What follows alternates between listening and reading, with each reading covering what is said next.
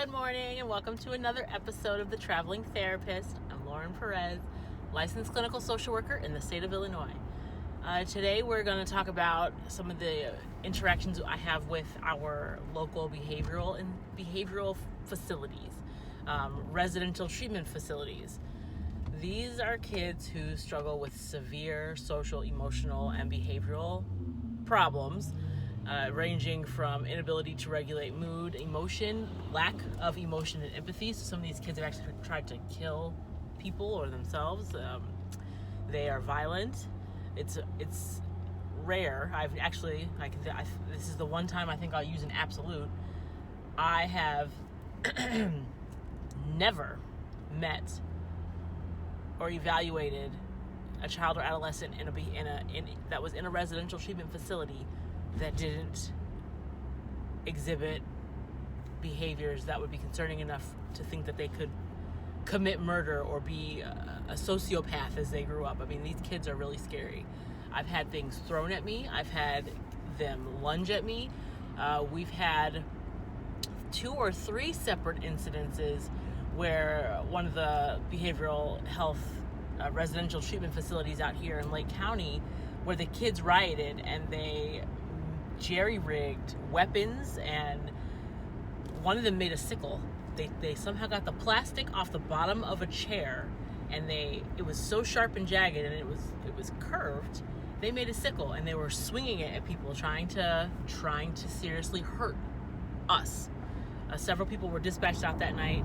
Us, when I say us, I mean the crisis workers. I did not go that night. I was pregnant when this happened, and I refused to set foot on any of the facilities in this county while I was pregnant doing that job, because my life and my kids' life wasn't worth it. But we get called to them. We used to get called to them a lot. Now we get called to the ER for them a lot. And the one that I did recently, so I don't want this particular narrative to come across as judgmental or biased or cold, but there's nothing in a residential treatment facility that a kid can't get that would require me to then remove them from that facility and place them into an inpatient institution. They are, in essence, the exact same. The only difference is when they're in the residential, they are in that residential for years. You know, it's not like we encounter kids who are there for a few months. They're in there for years. With an inpatient, you go for 3 days, 5 days, a week or 2, depending on how severe you are. And if you're extremely severe, if you're having an episode where symptoms of schizophrenia or severe bipolar disorder are manifesting or surfacing, you could go to an inpatient for as long as a month or 2. And then you would end up going into a step down, which would be another residential. Maybe it's a higher intensity residential, but you're going to end up going back to the same structured facility that you were in when I evaluated you. I fight tooth and nail not to remove those kids from the residential and to put them inpatient.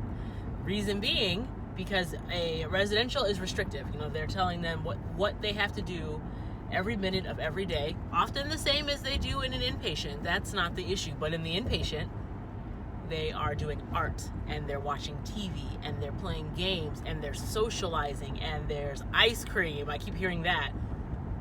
They give the kids ice cream, and they have all these luxuries that they don't get at the residential. And it spread like wildfire. It was a rare occasion we would get calls to residentials, because there's no reason for them to be calling us. They have access to all the same resources that we would then give them access to. They have therapists, they've got psychiatrists, they've got groups, they've got outside people coming in to work with the kids. They have the people within the facility working with the kids. There's enough staff to where if a kid is experiencing severe depression or anxiety, the staff can be on the kid a lot closely monitoring them, so the kid doesn't have nearly as much freedom as they did before, not because we're trying to take away their freedom, but because if you're feeling suicidal, then yeah, somebody should be watching you, pretty closely until that passes. We had one girl who was almost 18, And when you reach 18, you can call the crisis line on yourself. You have to be, anybody can call the crisis line. But if a minor calls the crisis line, they have to give the information to the parent so that we can reach out to them. A 15-year-old can't call on another 15-year-old because we know how irresponsible adolescents can be. They might just be doing it out of spite, retaliation, think it's funny. We've seen some pretty messed up things happen. So the call can be made and placed, but we need contact information for an adult so that we can reach out and get confirmation or let them know that we're coming. I don't like to just roll up on people at their house like, oh, hey, somebody said your kid wanted to kill themselves. Nobody told you I was coming? No, we don't do that. I don't do that. Some people do. Some people do just roll up. And believe me, if somebody that I don't know comes at my house like, I want to talk to your kid, who the hell are you? And why didn't anybody tell me you were coming? So we always want to check with the parent. But we had a girl who was in residential. She was just about to be 18. She had been evaluated as a minor, as a 17-year-old. She had, she was so disturbed that her judgment and her ability to reason were non-existent. She just did whatever felt good and right in that moment. Oh, shit.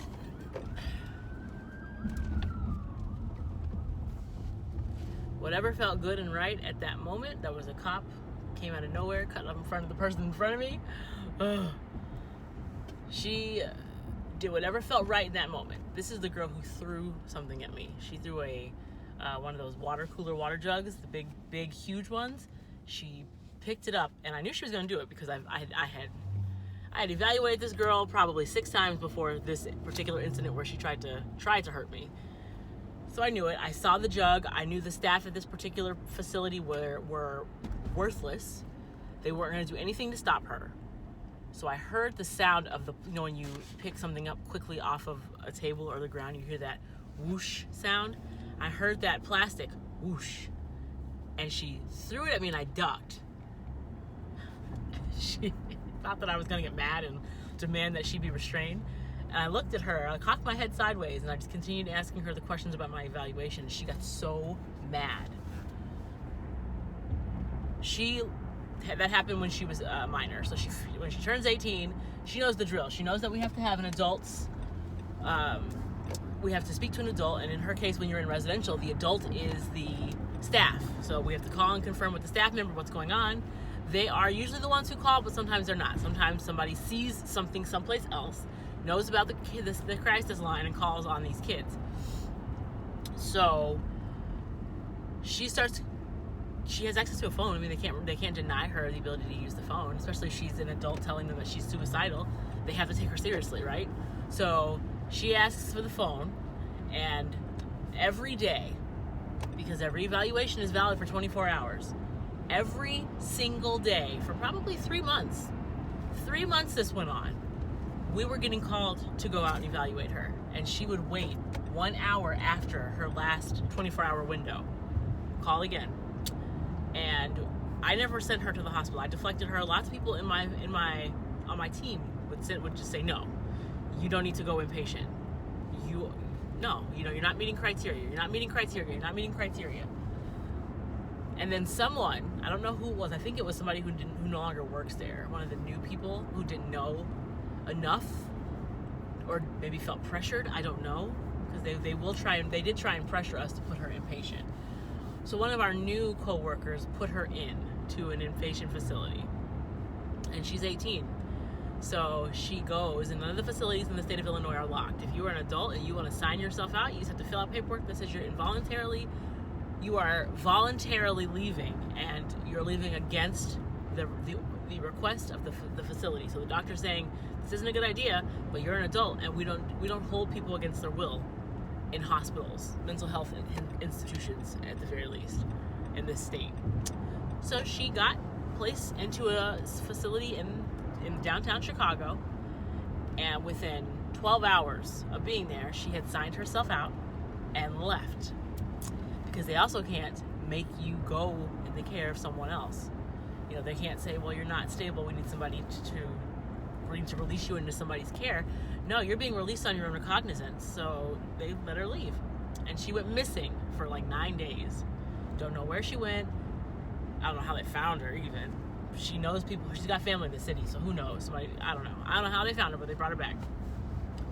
And then we started this cycle where she went back and told everyone what you have to say and do and how awesome it is to go inpatient because now she's an adult, she can sign herself out. The young people in this facility got wind and started coming up with symptomology that they thought would get them placed. And this particular residential got so fed up that they started demanding, you need to put them in the hospital. You need to put them in the hospital. They started transporting them to the ER and then convincing the doctors that they couldn't provide care for them. And then the doctors override our decision. So we have a spot on our assessment where we check MD override. So I want to send this kid back to their facility or home, and the doctor is demanding that I place them, and he's pulling his license card over my license. My license is higher than yours, so I want this kid placed. That kind of thing. This process then goes on for a year. It's a year of going to this one residential and having these people transported to the ER. The staff, the facility managers are convincing these MDs, we can't care for them here. They have to go in. But then the kids are coming back in a week. So we have a week where we wouldn't evaluate one because they're gone for that week. They come back, and within 2 days of them being discharged from the inpatient, they're calling us again. We need them placed again. And then I went on maternity leave. If I didn't have to go on maternity leave, I would have quit. It was that bad. And I was going to the ER, so I wouldn't step foot on the facilities to do these evaluations because the kids were too rowdy and they were aggressive and violent, and the staff wouldn't protect us from them. But I would evaluate them in an ER because the ER doctors were restraining them. So when we would come in to do the evaluations, they would be restrained so they couldn't attack us. They knew if I act out and I get restrained, they're gonna let me go to the hospital. They all caught on to that too. So when I would go in there, these kids would be restrained, or I would stand outside of the room. I wouldn't get close enough in if they weren't restrained. If they were calm, like, oh, I just want to kill myself. Well, what's your plan? I don't know. I'm going to jump in the lake. So then they don't need to be restrained. They're not fighting. Some of them are really calm and know what's up. So I just wouldn't go in the room all the way. But then we had this new wave of everybody wants to go in. It died down for a minute, but then recently it has kicked back up again. So the call that I had the other day was for a 15-year-old male, severe aggression, violence. He's been diagnosed with bipolar disorder since he was age 8. He's taking lithium. So whenever I hear that there's a kid taking lithium and the dosage is high enough, I know that this is a deeply disturbed individual, but that's why they're in residential. And his plan, the presenting problem was he was suicidal. And what was the plan? And this was another lake. Suicidal with the intention of drowning himself in the lake. But the lake is shallow. He couldn't drown himself in the lake. But that's what they tell them. So I go to the ER and, well, first I call the residential. Nobody answers. I call the hospital, talk to the nurse. She says that the staff member's in the room with the kid. He is a DCFS ward, so I don't need to call the parent because he's not in their care. He's in the care of the state, so the residential is good enough. If the staff is in the office, I can talk to them when I get there. And the nurse says, he was here a couple weeks ago. He walked in here today and said, let me know when Sass gets here. I'm going to go take a nap. So we have what we call frequent flyers. He knows the game. He knows what to do. I'm not placing this kid. He was suicidal with the intention to jump into the lake. I get there and I discover he shares that he was given a consequence because he was trying to be aggressive with another student. So the staff put consequences on him and he got angry. He didn't want to be there anymore, so he ran. He got past them, and none of our residentials are gated either. The ones that are here, I can't speak for other locations, but our residentials are not gated. So if a kid can get by and get to the door and get out, and the staff can't catch them fast enough, they run. So when they get far enough away, the staff just calls the police and says, hey, I got a kid who went AWOL. Can you help us retrieve them? And the way the police in Lake County have been trained Any and everyone who says that they are suicidal gets a one-way trip to the emergency room. It doesn't matter if they are picking this kid up who is in a residential and the kid is in the midst of a consequence and says, oh my God, I want to kill myself. They don't look at that and go, okay, this is a kid from a residential.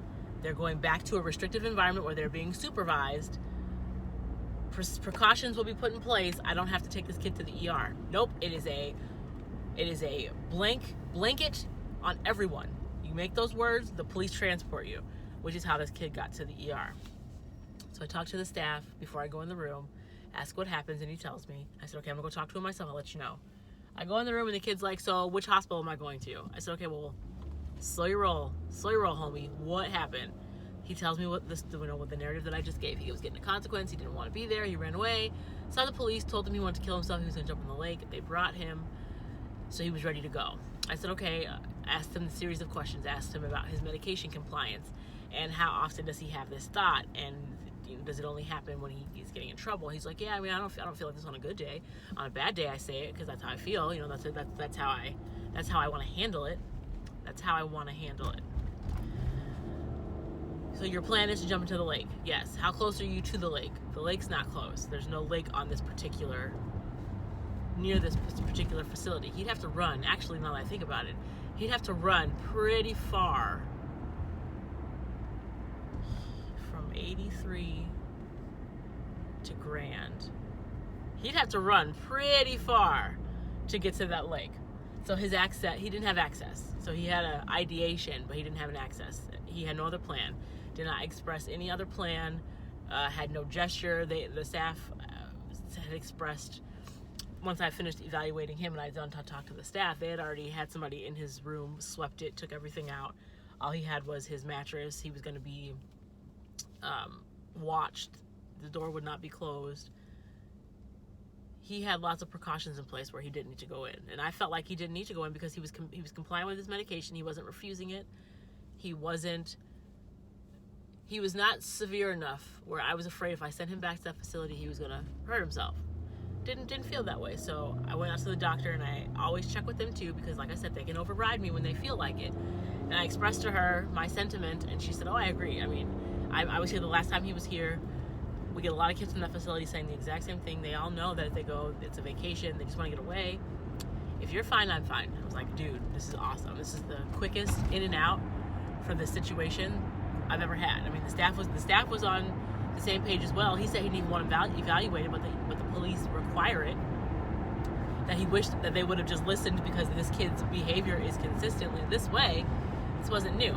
But at any rate, I do the evaluation, talk to the kid, talk to the staff. The doctor agrees, fill out my paperwork. Deflection is the disposition. And with the kids who are in residential, I don't go into what I would discuss with them in a counseling session, because those kids are so disturbed. It's not going to be once a week counseling for 90 days to get through an issue. There's no level of counseling that's going to work through severe bipolar disorder. There's no, I mean, as he, at this age, not that there is none, but not at his age, he needs to have an adult brain and have learned better impulse control before counseling is going to do anything. He has to grow up first. Right now he's a kid who does what he wants, when he wants, how he wants, to who he wants. So no, there's not even going to be a discussion about the kind of counseling I would go through with him. I know he had a trauma history. He had actually tried to kill his mother. So this is what it is. But the frustrating part about the facilities in our area is that they get fed up and they give up. They get overwhelmed. They get discouraged, and they look to our agency as the answer. This is hard. These kids are difficult. I can't take them anymore. Let me just call and have them put inpatient for a week so we can get a break. And that's not the way it works, because when they come back, they're going to be in the exact same situation. They're going to come back to your facility. You can't just get a kid moved from one facility to another because they're overwhelming. You have to, as the facility, utilize your resources, get more resources, train your staff better to be better equipped to manage these situations, get all of your staff involved in therapeutic interventions. keep the kids busy more. You know, you can't have these gaps of 6 and 7 hours where the kids are doing nothing. What do you think is going to happen? They gang mentality or mob mentality. They learn, oh, if I say or do this or this thing, or if we all do it, we can get out of here. And then chaos ensues. You know, it's frustrating. It's frustrating that everybody wants to pass the buck. And when it gets passed to us, we do our due diligence, but I'm not going to put someone in a hospital just for the sake of giving you a break, giving you a hand. It doesn't work that way. What is going on up here? At any rate, short video this week, just about residentials, not too crazy exciting, other than the fact that they are all chaotic. I mean, if you Google residentials in Lake County, all kinds of nonsense news is all over the web about the things that have happened out here. But that's like our day to day. We always get calls out to the residentials. They either go, or we go into the ERs, more frequently the ERs, because word has spread that your facility is not safe for the staff to be coming in here when all these kids are rioting together. You guys can't manage it. Why would you call one person thinking that we can de-escalate 7 bipolar, sociopathic teenagers? No. Figure out a way to pull them out and go to the ER. Call ambulances. Have the police come. Have higher intensity involvement, and then call me to do the talking. Don't think that I'm going to come into your riot and pull a kid out. It doesn't work that way. It doesn't work that way for any of us. But if you have any questions about this, or if you have further inquiry or want to give an idea, something you want to hear me talk about, a question on a previous video blog, you can visit my website, ewaillinois.org. Tab is the traveling therapist. I always put my blogs up there with a little blurb. There is a comments and inquiries section. You can submit through there. All of the inquiries and comments come right to me in my email. I check them. I check the website, and I go on and I update it pretty frequently, so I see everything. You can leave a comment on this YouTube video. You know, as I say at the end of every video, I really appreciate the input. I appreciate the support, and I'm always looking to grow my audience. If there's someone in your life who you think would benefit from watching one of my videos, or if you have someone in your life who's struggling and you'd like to submit an inquiry about a problem that they're having, I can make it, you know, I can put the video up that in a way that would be beneficial, or talk about the topic so they don't feel so alone. And you can send them the video, you know, link them to my page, link them to my website. If you're in Illinois and you're interested in counseling, I do have a sliding fee that I offer to people in the state. I don't charge the full rate of $180 per counseling session. We can meet over FaceTime. If you'd like to do FaceTime therapy, you can also submit an inquiry on my new clients tab. So not the traveling therapist tab, but you can go into the new clients tab and submit a request for FaceTime counseling, and we can set it up from there. Anywhere in the state of Illinois, I'm licensed to provide services. So if you're in some rural area and you like what you hear when I talk on my video blog, and you think that I could be a resource for you and help you through a tough time, and you've got 45 minutes a week, we can totally make that happen on FaceTime. Thanks for your support. Just pass it along, and you guys be well.